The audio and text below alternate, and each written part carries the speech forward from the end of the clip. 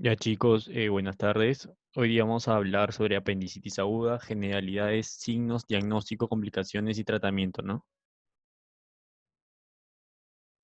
Básicamente debemos recordar por qué se produce la apendicitis, ¿no? Y cuál es la etiología más frecuente tanto en adultos como en niños. Tenemos claro que se produce por una obstrucción de la base apendicular, pero ¿por qué se obstruye? Bueno, normalmente lo que se genera aquí es una hiperplasia linfoide a predominio en los niños, ¿ya? Esta parte lo voy a corregir el PPT. La hiperplasia linfoide es la causa más frecuente en niños, mientras que los fecalitos es la causa más frecuente en adultos, ¿no? La causa más frecuente de obstrucción de apéndice en adultos es los fecalitos. Después tenemos otras parasitosis como los oxyudius, el enterobius vermicularis e incluso neoplasias, viniendo a ser el tumor carcinoide el más frecuente de todas las neoplasias. Bueno, por otro lado, lo que nos interesa a nosotros es hablar sobre la evolución fisiopatológica de la apendicitis. Por ello, les he colocado un gráfico y un recuadro respecto a la temporalidad. Vamos a hablar, en primer lugar, de la fase congestiva catarral. Esta fase congestiva catarral, como podemos observar aquí, dura unas 4 a 6 horas. Al haber una disminución del flujo linfático y venoso, el apéndice se distiende, como podemos observar aquí. Por la obstrucción que aquí ocurre, la serosa distiende generando un dolor de tipo visceral. Recordemos que al ser un dolor visceral es poco localizado. Y como acuerdo de un dolor poco localizado, visceral tiene la letra C, es decir, que predominan las fibras simpáticas de tipo C, que tienen poca mielina, por lo que suelen ser muy inespecíficas para el dolor, como el dolor en el mesogastrio, que ocurre en las primeras horas de la apendicitis. En esta fase no hay una proliferación de gérmenes. Tenemos luego la segunda fase que se llama supueado flemonosa, que duran aproximadamente en las 6 primeras horas. En esta fase ya hay proliferación bacteriana, donde predomina el E. coli sobre el Bacteroides fragilis y el dolor es mucho más localizado. Aquí predominan el dolor de tipo somático. Somático, es decir, a predominio de fibras A. Y ya se puede expresar el típico punto de McBurney, que lo vamos a ver más adelante. En tercer lugar tenemos la fase necrosada o gangrenosa. Debido a la alta presión, deja de irrigarse el apéndice, se produce una isquemia y en esta fase ya predominan los anaerobios, ¿no? ¿Cuál es el anaerobio más frecuente a nivel gastrointestinal? Viene a ser el Bacteroides fragilis, ¿no? No olvidar ese dato. Y por último se produce la necrosis, ¿no? Y como cuarta fase tenemos la apendicitis perforada, ¿no? La apendicitis perforada, que podemos observarla aquí, y es un apéndice necrosado. Después de 24 horas, el apéndice se perfora generando dolor al rebote, ¿no? Y las complicaciones. Básicamente, esta es la etiología y esta es la fisiopatología, ¿no? Por otro lado, tenemos una pregunta. ¿Cuál de las siguientes fases no corresponde a la secuencia fisiopatológica de la apendicitis? Bueno, recordemos que teníamos 4 fases, ¿no? La primera fase, la fase catarral. La segunda fase, la fase supueada. La tercera fase, necrosada. Y por último, perforada. Estas son las fases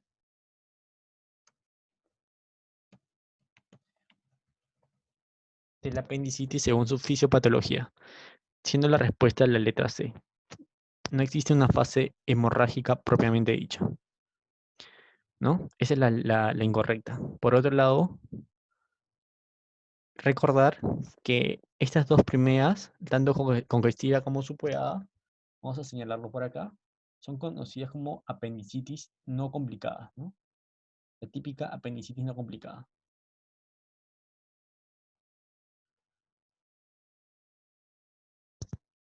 Mientras la fase necrosada y la perforada son conocidas como apendicitis complicada, propiamente dicho, ¿no? Estas dos son no, no complicadas. Y las últimas dos, las complicadas, ¿no? Básicamente así lo vamos a diferenciar nosotros. Bueno, sigamos con la clase. Ahora tenemos nosotros las complicaciones típicas de la apendicitis, ¿no? Hay 5 complicaciones que no deben olvidar ustedes. En primer lugar, ¿qué es una peritonitis localizada, no? O que nosotros qué pensamos respecto a una peritonitis localizada. Bueno, la peritonitis localizada afecta básicamente un cuadrante, ¿no? ¿Y qué quiere decir de que hay pus en un solo cuadrante? Como se puede observar aquí, que es una peritonitis generalizada. Quiere decir de que hay pus en 2 o más cuadrantes. El, el abdomen lo dividimos en 4 cavidades, trazando una línea imaginaria que pase desde el epigastrio hasta el hipogastrio y otra línea transversal que atraviese también el ombligo y son 4 cavidades. Peritonitis generalizada es aquella que afecta pus en 2 o más cuadrantes. Después tenemos el absceso y el plastrón apendicular. ¿Cuál es la diferencia? Básicamente el absceso apendicular es cuando el apéndice se envuelve con el epiplon, ¿no? ¿Y eso qué quiere decir? Es un curso un poquito más largo, de aproximadamente 4 a 6 semanas, donde tras envolverse con el epiplon, el intestino se llena de pus. Se le conoce al absceso apendicular como masa abscedada, mientras que el plastrón apendicular es cuando la masa no se llena de pus.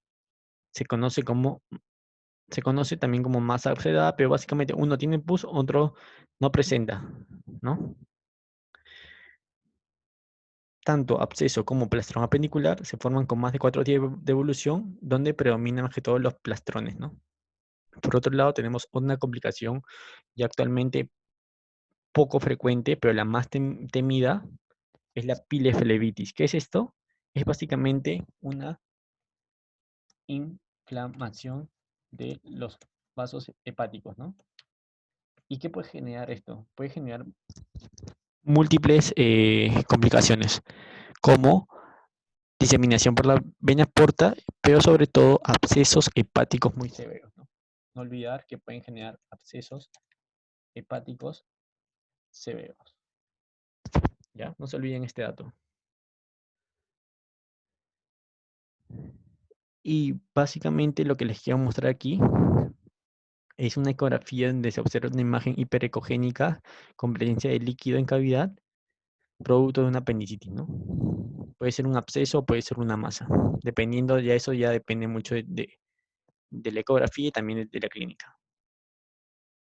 Por otro lado, tenemos otra pregunta. La dinámica siempre es que tú tengas un poquito de teoría y te guíes con las preguntas que te podrían hacer en los exámenes. Entonces tenemos la siguiente.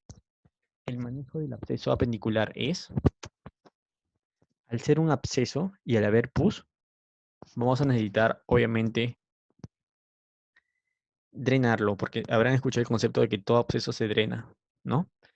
Al ser una apendicitis ya complicada, sí, apendicectomía más drenaje podría ser, pero ¿qué hacemos con el pus? Así que estaría la respuesta algo incompleta.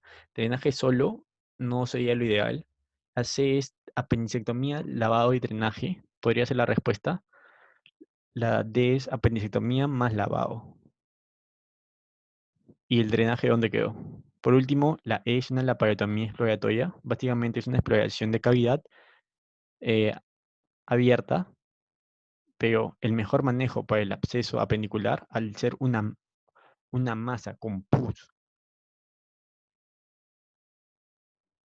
el manejo ideal sería la apendicectomía más el lavado más el drenaje, ¿no? Esa es la respuesta correcta. Letra C. Por otro lado, vamos ya a la clínica. Nosotros debemos recordar que el diagnóstico de la apendicitis es netamente clínico. Un buen examen físico, desde que llega el paciente de emergencia, es relevante. ¿Qué es la cronología de Murphy? Se presenta en el 50% de los pacientes. ¿Qué es lo que suele ocurrir? Básicamente, lo primero que el paciente te refiere es un dolor en mesogástrico de aproximadamente 4 o 5 horas, ¿no? Pero ¿por qué migra este dolor? Porque a este nivel nosotros tenemos lo que se conoce como el plexo solar, ¿no? Que va a irrigar, va a inervar, perdón, múltiples zonas de la cavidad abdominal. Por eso que el dolor se hace como que más extenso y se localiza. Entonces el paciente presenta primero un dolor en epigastrio de 4 a 6 horas de evolución que va asociado a náuseas, vómitos y por último padece la fiebre, ¿no? Este dolor va a migrar a fosa ilíaca derecha. En el transcurso lo repetimos nuevamente de 4 a 6 horas. Pero ¿cuál es el síntoma o el signo que el paciente te refiere con más frecuencia? ¿Qué quiere decir la hipoexia? Quiere decir que el paciente tiene una falta de apetito, ¿no? De ya muchas horas. Es un síntoma no tan específico, pero que la mayoría de pacientes te refieren, ¿no? Durante las primeras horas. Es el síntoma más precoz, pero altamente inespecífico, ¿no?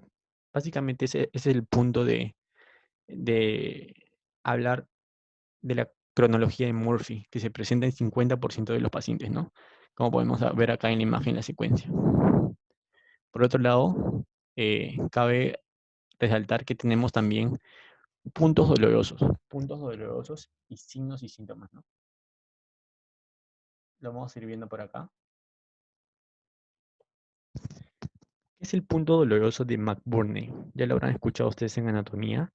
Básicamente, como podemos observar acá en la imagen, se encuentra a este nivel, que es la zona donde se une el tercio medio con el tercio externo de la línea que une el ombligo con la espina ilíaca anterior-posterior.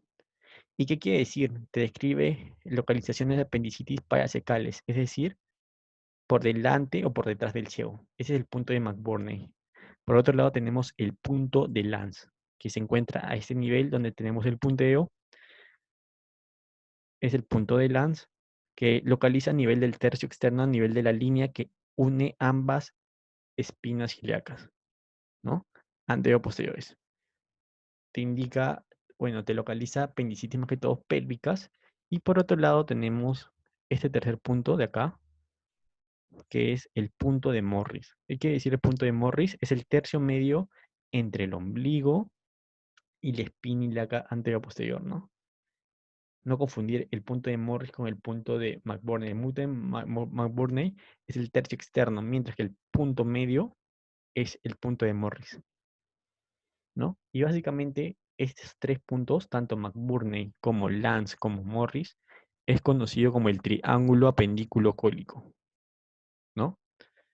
Ya estos son otros signos ya un poquito ya más inespecíficos con respecto a la apendicitis, porque ya son puntos renal-ureterales, pero también lo que les quería mostrar es este punto, este signo, mejor dicho. Este signo viene a ser el signo del iliosoas. ¿Qué quiere decir? Que el paciente se encuentra en decúbito lateral y se genera extensión de la cadera hacia atrás. Y el paciente va a presentar un dolor a nivel de fosa ilíaca derecha, lo que le va a impedir seguir movilizando la extremidad. Por otro lado, tenemos el signo de obturador, donde el paciente se encuentra en decúbito dorsal y se produce la flexión del miembro inferior y una ligera rotación externa. Por otro lado, tenemos el punto de Bloomberg, que tanto Bloomberg como Robson son los más preguntados en cuanto a signos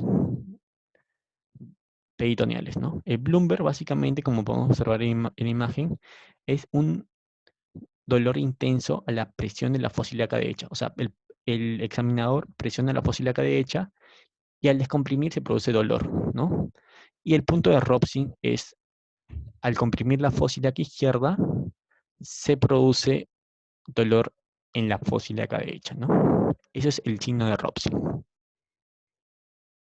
Es importante ahondar en los puntos dolorosos y en los signos peritoneales porque el diagnóstico de la apendicitis básicamente es clínico. Por otro lado, ¿qué examen solicito? Exámenes auxiliares. Tenemos que solicitar a todo paciente que con una sospecha de apendicitis un hemograma completo. ¿Por qué? Porque podemos evidenciar una leucocitosis con una desviación a la izquierda. La desviación a la izquierda básicamente te indica infección aguda y se halla con más de 500 abastonados en valor absoluta o con más del 2%, ¿no? En valor porcentual de los abastonados. El PCR, que es una proteína de un reactante de fase aguda, que es básicamente altamente sensible, pero no tan específico, que te indica que hay un proceso inflamatorio agudo, ¿no? Por otro lado, tenemos que pedirle al paciente un examen de orina, ¿no? Por sospecha tal vez de una infección de tracto urinario, en donde se va a evidenciar leucocitosis, hematuria sin nitritos. ¿Por qué sin nitritos? Porque al no ser una infección del tracto urinario no tendría por qué haber degradarse de nitratos a nitritos, ¿no? Básicamente por eso. Entonces le pides a todo paciente de cajón su hemograma completo, su examen de orina, la ecografía a una mujer de edad fértil, ¿sí? Para ver dilatación de la pared, ¿no? Pero ¿cuál es el examen que te pueden preguntar? ¿Cuál es el gold estándar o el mejor examen? Viene a ser una tomografía con contraste, ¿no? Es el estudio de mayor precisión de la apendicitis, como podemos observar en la imagen, donde se detecta dilatación apendicular, donde se evidencia una pared engrosada mayor de 6 centímetros. Básicamente aquí lo podemos observar a este nivel y se puede observar también glasa periapendicular alterada, ¿no? Producto de la inflamación. Entonces, el concepto es de que a todo paciente con apendicitis se le pide un hemograma, un examen de orina, una ecografía por una mujer en edad fértil, ¿no? No podemos irradiarla, obviamente no le vas a pedir una tomografía, pero el mejor examen viene a ser la TAC, ¿no? Una TAC con contraste. Por otro lado, nosotros tenemos un score, que es el score de Alvarado. El score del vallado me sirve básicamente para tomar decisiones frente a una sospecha de apendicitis, ¿no? Entonces, un truco aquí que les recomiendo es que se acuerden básicamente los que tienen 2 puntos, ¿no? 2 puntos. ¿Qué características van a tener 2 puntos? Básicamente la leucocitosis con desviación a la izquierda y el dolor en fósil ilíaca derecha. Si tú te sabes esos 2 signos, lo demás, por descarte, le colocas un punto, ¿no? Y te van a venir en los casos clínicos, en los exámenes a veces, cuál es tu score de Alvarado, ¿para qué? Para decidir el manejo, ¿no? La conducta terapéutica. Entonces ya tomas por hecho de que si el paciente refiere hipoexia, fiebre, náuseas o vómitos, signos de irritación o incluso también migración de dolor a la fosa ilíaca derecha, ya tomas por hecho de que cada uno de esos vale un punto. ¿Y para qué me sirve? Me sirve para mi conducta terapéutica. ¿Por qué? Porque un paciente con una escala de Alvarado de 1 a 3 puntos, mi conducta va a ser buscar otras causas, ¿no? Como una adenitis mesenteica, una diverticulitis de Meckel o un embarazo ectópico, ¿no? Básicamente la adenitis mesenteica es una inflamación de los ganglios linfáticos a nivel del mesenterio que se presenta en los pacientes que han sufrido una infección respiratoria de las vías aéreas, pero sobre todo se presenta en los niños, ¿no? Es el principal diagnóstico diferencial en los niños, ¿no? En pediatría.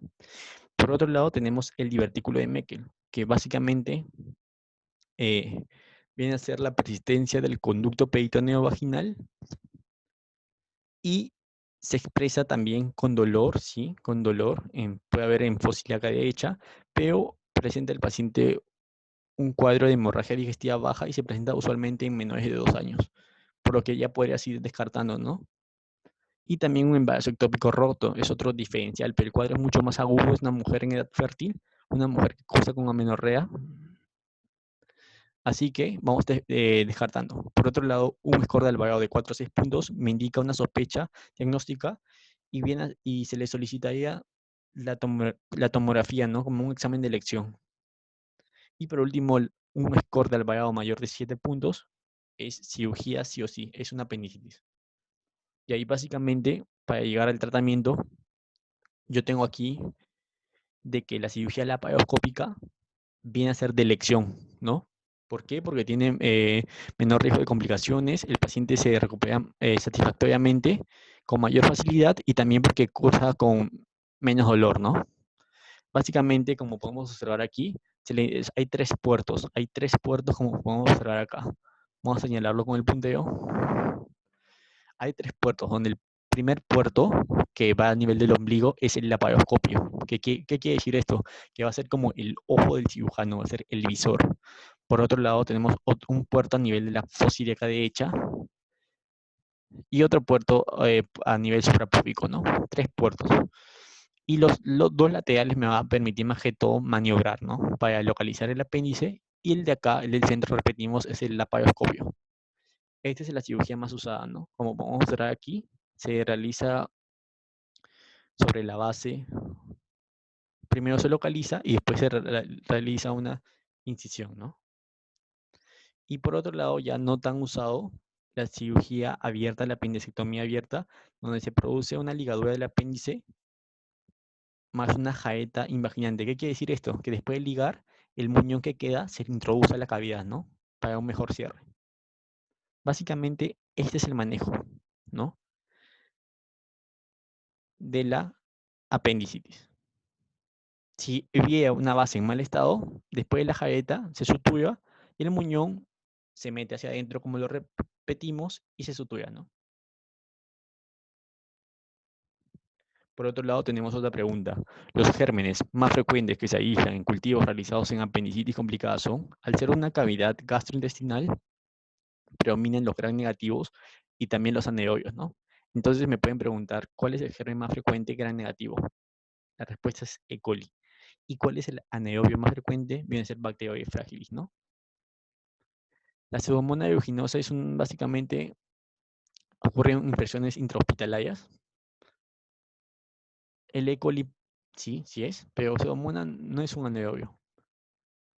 Bacteroides fragilis sí es un anaerobio y Clostridium difficile básicamente aparece después de la administración de antibióticos de amplio espectro como la clindamicina. Tampoco. La C sería la mejor respuesta, ¿no? La C sería la mejor respuesta. E. coli y Bacteroides fragilis es la respuesta final.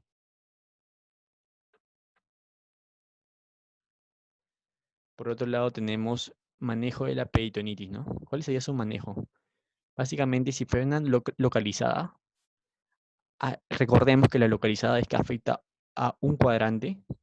Lo que se realizaría sería una apendicectomía, un drenaje y se le da antibiótico-terapia por 5 a 7 días, ¿no? Eso sería lo ideal. ¿Por qué? ¿Por qué se le daría este manejo? ¿Qué creen ustedes? ¿Por qué no se lava la cavidad? Porque si lo lavamos, al estar localizado en un solo cuadrante, se diseminaría el pus y se complica, se vuelve generalizado. Por eso solo se opta por hacer una apendicectomía, un drenaje y antibiótico terapia, ¿no? Por otro lado, la apendicitis generalizada se realiza apendicectomía si se lava la cavidad, porque ya compromete más de 2 cuadrantes, y se realiza un cierre diferido, ¿no? ¿Un cierre diferido qué es? Un cierre por tercera intención, ¿no? Eso lo vamos a ver cuando lleguemos más adelante en las otras clases, que básicamente se deja primero abierta la cavidad para que aparezca tejido de granulación y después se procede a cerrar, a realizar una sutura, ¿no? Ese se llama el cierre primario diferido o de tercera intención. Y ese es mi manejo. Otra pregunta. De acuerdo al score de Alvarado, ¿cuál es la conducta que el paciente debe presentar con un score de 7 puntos? Recordemos, un score de Alvarado mayor de 7 a 10 puntos. Lo vamos a colocar aquí. Un Alvarado mayor de 7 puntos es